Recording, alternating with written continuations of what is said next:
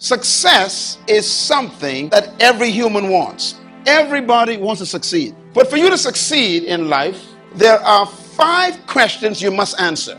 And every human being on earth is trying to answer these questions right now, including the person sitting in your chair right now. These 5 questions control the human race. These 5 questions motivate everything you do. These 5 questions are so powerful that they create everything in this planet that humans do. These 5 questions are the source of all of your problems. They are the source of all the crime in your city. They are the source of all of your broken homes and divorce. They are the source of all corruption. These 5 questions are the source of every problem a human faces is in these 5 questions. Our attempt to find the answer to these 5 questions is the cause of all of our behavior. You watching this program live around the world because of these 5 questions. I have reduced all of human life to 5 questions. Number 1, who am I? It's a tough question to answer. Most people have never asked nor answered that question because it's a frightening question. The average human never answers that question. Who am I? The second question that you must answer to become successful in life is, where am I from? Again, 99% of the world's population never answers that question. That question has nothing to do with your ethnicity.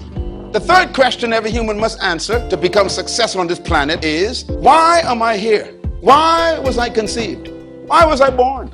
And I am certain that most of you sitting here in this room still have not answered that question. Why am I here on this planet? The fourth question every human must answer to be successful is, what can I do? That question has to do with, what am I capable of? Again, over 90% of the world's population haven't answered that question. And the last question every human is grappling with is the question, where am I going? It is the question of destiny. Now, the first question, who am I, is a question of identity. The average human is still struggling with self-identity. That is why most of us are other people. For example, you wear Michael Jordan. You don't wear yourself. You wear Pierre Cardin. That's a person. You wear Fubu. You wear Sean John. These are people. Because you ain't got no identity, you want to be like them. So you need to put on other people's identity to feel important. You are sick. That's why your children are in gangs today, killing each other just to wear a Nike shoe. Because they're trying to get identity. They would kill for a coat suit. In other words, that's why you wear your weave. Oh boy, I'm getting deep now. And you want to dress like other people.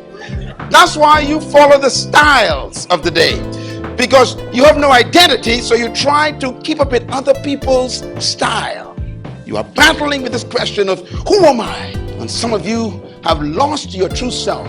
You look like other people. It's a sign that you are battling with the question. You hate your own face, so you try to look like other people. You hate your own size, so you hurt yourself trying to be like other people. You just kind of can't find this, who am I?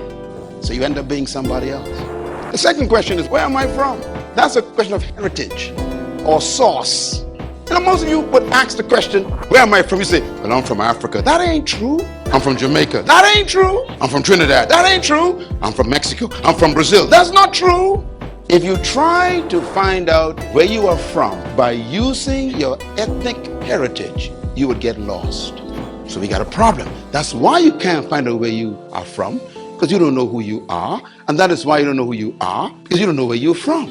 So you battle with this question. The third question is, why am I here? This is the most difficult one that people battle with. It's the question of purpose. This one is tied to the other two. If you don't know where you are from and don't know who you are, you'll never know why you are here. It's the question of purpose. The fourth question, what can I do, is what? Potential. Potential means, what is my true power? 95% of the people in this room are living below their ability. Guaranteed. You are only using 10% of your brain power right now. Who you are has never been discovered. What you are settling for disappoints God. What you are proud of, God is ashamed of. I discovered that to be a genius, all you got to do is use 1% more of your brain. and they call you a genius. That's how mediocre our culture is. What can you do? What is your true ability? The problem is our culture attempts to tell us what we can do. The educational system is your greatest problem because they attempt to judge your potential by their exams. And in one given week, they give you a test, and when you get a C, they say you are an average human. How dare they?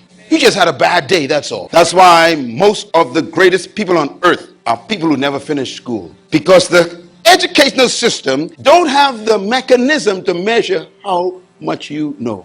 You are so smart, they can't measure your intelligence. Don't believe anything they told you about you. Some of you are still living under an exam you took 20 years ago. And they told you that you are not artistic, that you cannot calculate. You can never be a professional in arithmetic. You cannot add and multiply. And you believe them.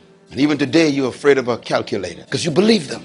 The Bible says, let God be true and trust no man. That's why I don't trust any of your opinions of me. I'm telling you now, what you think about me don't mean nothing to me. So keep your thinking to yourself. I didn't come here for you to like me or approve of me. I like me before you met me, and I approve of my ability in God. You can't touch this.